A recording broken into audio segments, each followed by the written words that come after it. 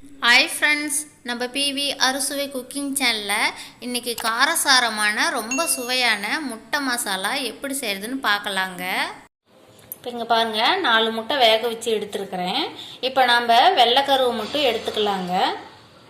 இந்த மாதிரி கட் பண்ணிங்க. இப்போ நாம் உள்கருவை உடையாமல் முழுசாக எடுத்துக்கலாங்க. இப்போ பாருங்கள், நம்ம வெள்ளைக்கருவு தனியாக மஞ்சக்கருவு தனியாக எடுத்துக்கிட்டோம். இதே மாதிரி எல்லா முட்டையும் எடுத்துக்கலாங்க. இப்போ வெள்ளைக்கருவை நம்ம இந்த மாதிரி கட் பண்ணி எடுத்துக்கலாம். பாருங்கள், நம்ம முட்டையெல்லாம் கட் பண்ணி எடுத்துக்கிட்டோம். இப்போ இதுக்கு மசாலா ரெடி பண்ணலாங்க. இப்போ அடுப்பத்தை வச்சுக்கலாங்க. இந்த மாதிரி ஒரு பாத்திரம் வச்சுக்கலாம். பாத்திரம் நல்லா காஞ்சிடுச்சுங்க. நம்ம தேவையான அளவு எண்ணெய் சேர்த்துக்கலாம். இப்போ எண்ணெய் நல்லா காஞ்சிடுச்சுங்க. கடுகு தேவையான அளவு சேர்த்துக்கலாம். இப்போ கடுகு நல்லா பொரிஞ்சிடுச்சுங்க. இங்கே பாருங்கள், 2 பெரிய வெங்காயம் எடுத்து பொடியாக கட் பண்ணி வச்சுருக்கிறேன். இப்போ இது வெங்காயத்தை இது கூட சேர்த்துக்கலாம். இப்போ நல்லா வதக்கி விட்டுக்கலாங்க. இப்போ கருவேப்பிலை தழை தேவையான அளவு சேர்த்துக்கலாங்க. இப்போ வெங்காயம் நல்லா வணங்கிடுச்சுங்க. இங்கே பாருங்கள், இஞ்சி பூண்டு நான் தட்டி வச்சுருக்கிறேன். இப்போ இஞ்சி பூண்டு இதில் சேர்த்துக்கலாம். இப்போ இஞ்சி பூண்டு பச்சை வாசனை போகிற அளவுக்கு வணங்கிடுச்சுங்க. இது கூட நம்ம மசாலா சேர்த்துக்கலாம்.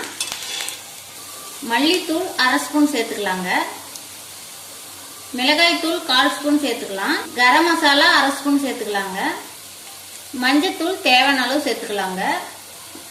இப்போ நல்லா வதக்கி விட்டுக்கலாங்க. இப்போ நம்ம மசாலா கூடவே கொஞ்சமாக தண்ணி சேர்த்துக்கலாங்க. அதிகம் சேர்க்க வேண்டாம். நம்ம மசாலா பச்சை வாசனை போகிற அளவுக்கு தான் நம்ம தண்ணி சேர்த்து நல்லா வதக்கிக்கலாம். உப்பு தேவையான அளவு சேர்த்துக்கலாங்க.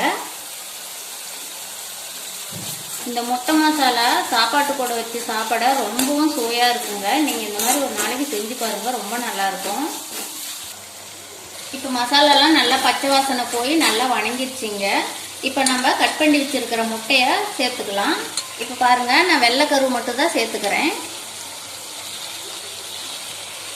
இப்போ சேர்த்து நல்லா வதக்கிக்கலாங்க.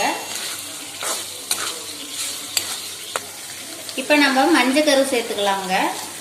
இப்போ பாருங்கள், லாஸ்ட்டாக நம்ம மஞ்சக்கரு சேர்த்தனதுனால மஞ்சக்கரு நல்லா உடையாமல் இருக்குது முழுசாக. இப்போ நம்ம காரசாரமான முட்டை மசாலா ரெடி ஆயிடுச்சிங்க. இங்கே பாருங்கள், எவ்வளோ சூப்பராக இருக்குது. இது சாப்பாட்டு கூடவே வச்சு சாப்பிடலாம், ரொம்ப டேஸ்ட்டாக இருக்கும். இப்போ அடுப்பு ஆஃப் பண்ணிவிட்டு இறக்கலாங்க. இப்போ பாருங்கள், முட்டை மசாலா சாப்பாட்டு கூட ரெடி ஆயிடுச்சு. நீங்களும் இந்த மாதிரி செஞ்சு பாருங்கள், ரொம்ப நல்லாயிருக்கும்.